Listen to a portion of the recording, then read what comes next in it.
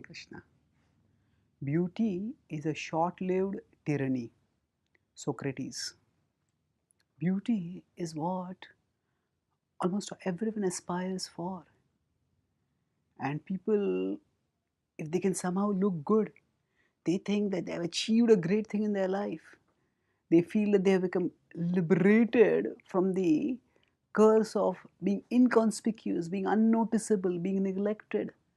Wherever they go, if they made their heads turn and mouths drop open, people see them. Yes, now I am some worthwhile person. So why would anyone consider beauty to be a tyranny? Actually, tyranny is that wherein, say, a government or a authority, a king, a dictator, they force people to act in particular ways, even against their will, often against their best interests. So now, what does beauty do? In the hope of looking beautiful, in the hope of getting the attention of others, attracting others based on our beauty, people labor for hours and years, spending almost huge amount of time and energy and anxiety in trying to look better.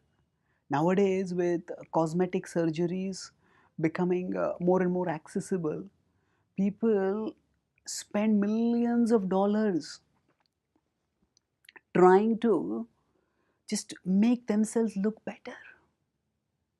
In fact, according to UNESCO surveys, the amount of money that America and the European Union spend on personal care products, on perfumes, uh, that is more than what is the amount of money required to feed all the hungry people in the world.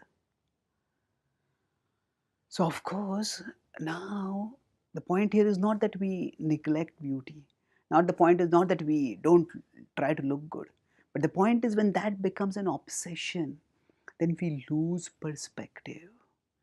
And in the hope of trying to look beautiful, we may end up doing any and all kinds of disproportionately obsessed things.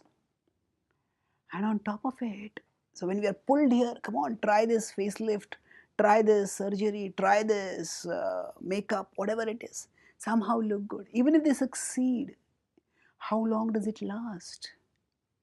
Beauty is something which just lasts for a few years, at the most a few decades. Especially, say, in the entertainment industry, where women make their mark by their looks, often the longevity of the female career, of the heroine's career, is not very much.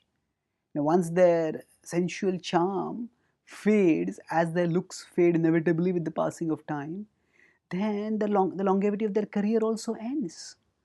And people who had defined themselves by their beauty, who have got their sense of self-worth and self-esteem by how they look, when they find that they can no longer look good, they don't know what to live for.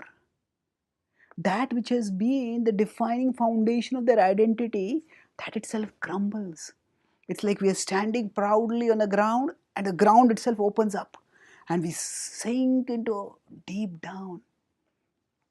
So that's why it's a tyranny, because it forces us to do all kinds of crazy things, unbalanced, excessive things, and it is short-lived because no matter what we do, beauty doesn't last for long.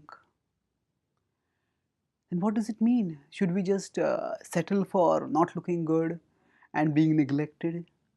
No. Whatever we can within the limits of reason to look as good as we can, that's fine. But the important thing is we don't let our looks define our identity. Ultimately, we want to look good because we all have a fundamental need. That need is to love and to be loved. We hope that when we look better, we will become more lovable in the eyes of others. We'll attract more attention, we'll attract more affection. And yes, if we look good, we may attract more attention. But people are attracted not to us, but to our looks. And then when those looks fade, even the attraction will fade. That's why relationships that are based on the substance rather than the appearance, they are more sustainable, they are more fulfilling, they are more real. And when we understand that actually we all are parts of God, and He is the supremely beautiful person, all attractive person. And when we are attracted to beauty, actually we are attracted to God. And we are seeing a spark of God's beauty in others. And when we want love, actually it is God, Krishna, who loves us always. And He loves us because of who we are, not how we look. No, He loves us because we are souls, we are eternal parts. It isn't, He's not attracted to us based on our physical looks. He looks at our heart. And we all can cultivate a pure heart. So our longing for love, when we direct it towards Krishna by the practice of Bhakti Yoga, then we gain satisfaction, we gain security, we gain emotional stability.